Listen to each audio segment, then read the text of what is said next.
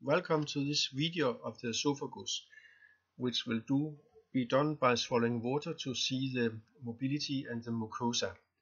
Here we go through the nose. It can be a little troublesome because there is a deflection of the septum by here, and we have to go underneath this pore. Well, here is room for us. Yes, we are now advancing to the rhinopharynx, and now we will bend the tip downwards, and we have to find the larynx. It should be down here.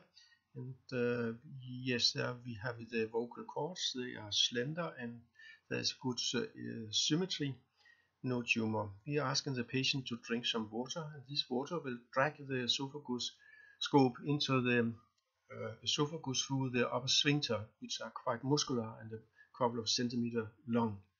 While we have success now, we are in the esophagus, is lying down here. We drink more water, and we see mobility is quite eager. Now we are advancing to the middle third of the esophagus. It's becoming here, and there is good mobility and there is normal mucosa. We can see the heart is beating. Yes, now we are just at the niveau by the heart, and we go further down by drinking water. Here it comes, steady. Yeah, and now we are reaching the third distal of the esophagus, and it's becoming here. Yep, now we are there. And here we see that the lumen of the esophagus is distended.